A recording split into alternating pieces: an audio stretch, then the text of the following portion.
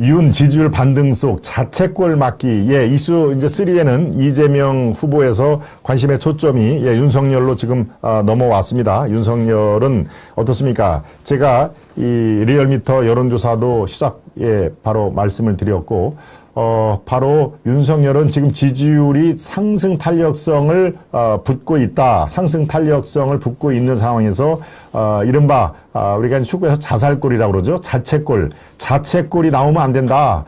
이른바 저쪽에서 잘해서 반등이 지지율이 올라가는 거는 뭐 어쩔 수가 없지만 우리가 실수를 해서 지지율이 저쪽으로 넘어가는 거는 그거는 막아야 된다. 이른바 자책골을 막아라라고 하는 지상명령이 떨어졌는데요. 글쎄요.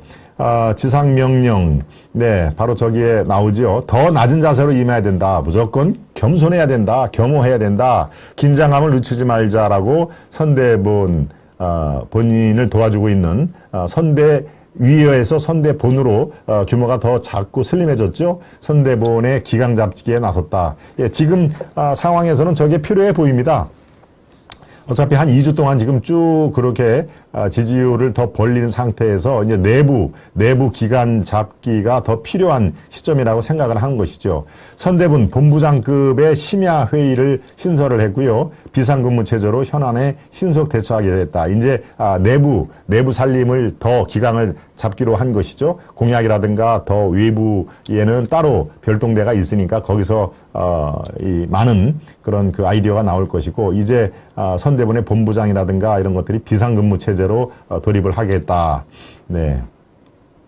뭐 미세먼지 30% 감축, 탈원전 백지화, 농촌 직불금, 은퇴 체육인 지원, 스포츠공화, 이렇게 하루에 서너 가지씩 공약을 매일 발표를 하는 것도 나름대로 소나기에 옷이 젖는다고 저렇게 공약을, 아주 큰 공약, 또 이 중간 규모의 공약, 아까 얘기했듯이 생활 밀착형 공약, 이런 게 나누어서 하루에 한 3개 내지 5개 정도 공약을 하는 것도 굉장히 지금 잘 먹히고 있다는 국민의힘 쪽의 전언인데요.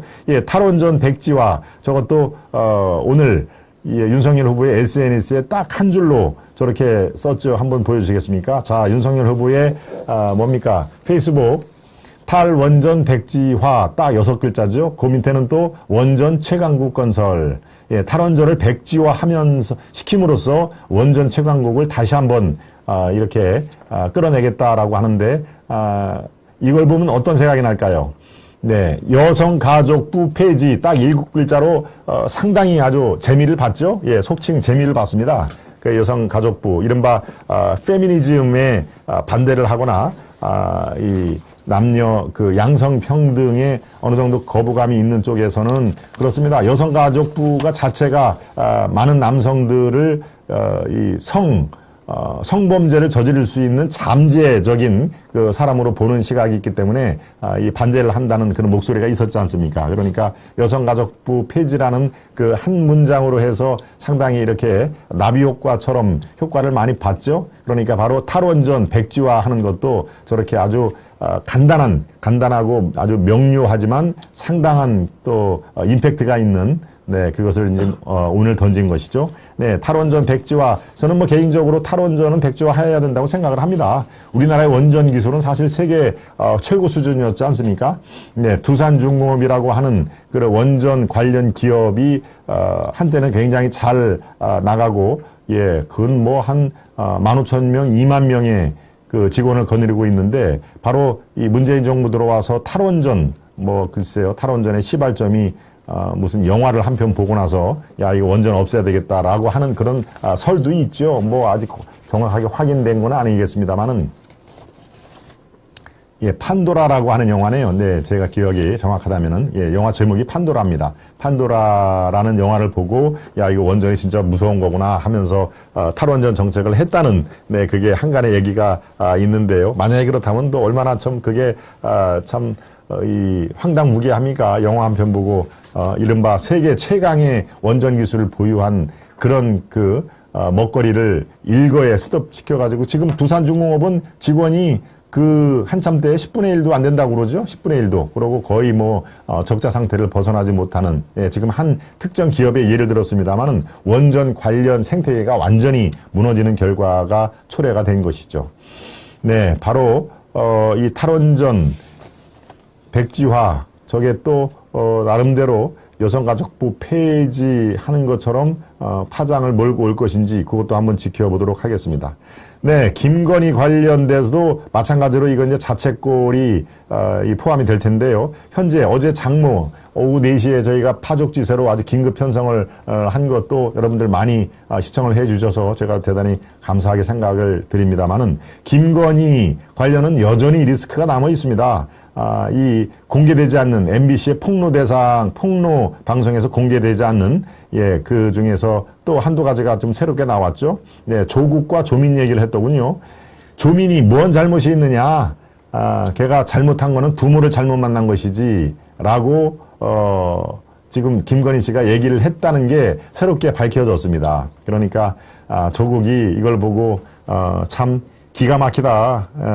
정말 김건희 씨가 도대체 제정신이 있는 사람인지 기가 막히다라고 지금 얘기를 한 건데요. 예, 조금 더 한번 살펴보겠습니다. 예, 여기에는 우리 남편이 배신당하고 죽을 뻔해라는 얘기도 있고요.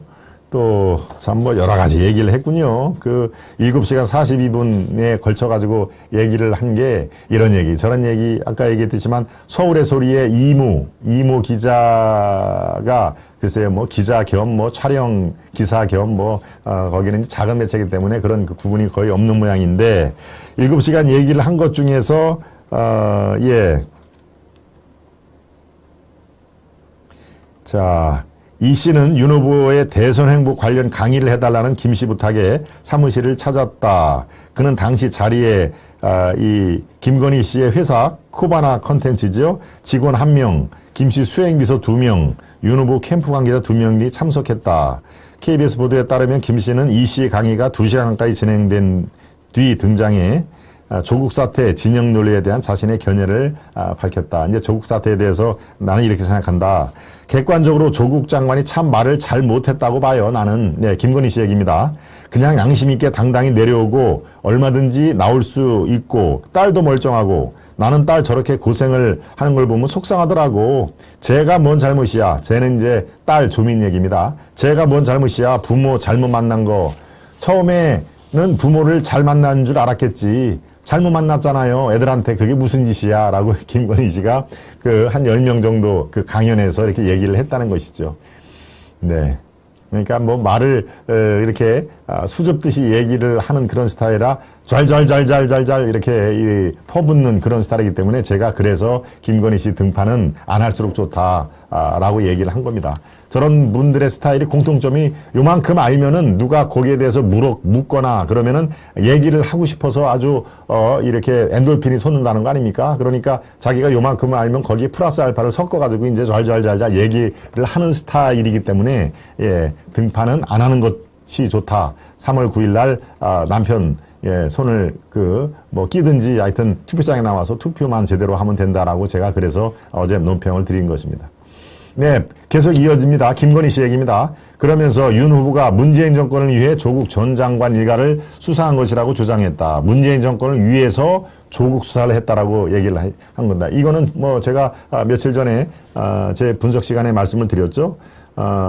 우리 남편 즉 윤석열은 진짜 죽을 뻔했어요. 이 정권을 구하려다가 배신당해서 이렇게 된 거예요. 이 정권, 문재인 정권을 구하려다가 이렇게 된 거다.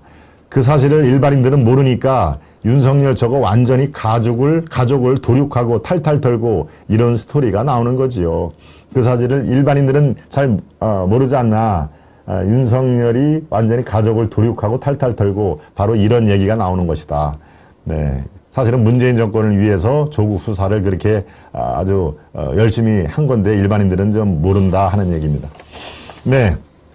바로 이 김건희 씨의 리스크는 뭐 아직 꺼지지 않는 불씨입니다. 앞으로도 계속 나올 텐데 예, 김건희 씨 또 한 가지 있습니다. 바로 국민대회 허위 학력 확인 이게 어제 교육부의 감사로 지적이 됐죠. 국민대가 바로 허위 학력 국민대의 겸임 교수를 지원을 할 때 바로 다른 이 전문대학이라든가 이런 데에 부교수를 했다라고 적혀 있는 거는 바로 김건희 씨가 허위 학력을 쓴 것이다라고 교육부가 그거를 지적을 한 겁니다. 교육부가 특정감사 결과를 발표를 했는데요. 경영전문대학원을 경영학과로, 예, 제가 많이 틀리다고 그랬죠. 이거는 어떤 학부의 경영학과하고 그냥 그 일반인 직장인들이 뭐 돈이 조금 비싸서 한 학기에 뭐 보통 한 6, 700 정도, 비싼 데는 한 8, 900 정도를 합니다. 예. 로스쿨처럼 1,000만 원이 넘는 데도 있고요. 바로 경영전문대학원은 일반 직장인들이 하기 때문에 그렇게 무슨 시험이라든가 이런 것도 이렇게 세지도 않고 직장인들이 대개 학력을 좀 보완하려고 다니는 경우가 많죠. 바로 경영전문대학원을 경영학과로 쓴 거, 예, 허위 확인되면은 임용 취소도 가능하다라고 교육부가 어제 특정 감사 결과를 밝혔습니다마는, 예, 저것은 김건희 씨가 국민대도 마찬가지고 김건희 씨도 사법 처리의 가능성이 꽤 있다. 교육부조차 저건 문제가 있다. 확실하게 허위 경력을 쓴 것이다라고 얘기를 한 거니까요. 저거는 문제가 앞으로도 계속 불거집니다. 그리고 저거는 뭐 김건희 씨가 100번 잘못한 것이죠. 예, 자기가 어떤 부교수도 아닌데 부교수란 얘기를 하고 또 특정 학교 경영학과를 졸업하지도 않았는데 마치 졸업한 것처럼 경영학과 졸업 이렇게 한 거는 그거는 알고 그렇게 한 겁니다. 알고. 그러니까 저거에 대해서는 다시 한번 깨끗하게 사과를 할 필요가 분명히 있다라는 말로 제가 논평을 해드립니다.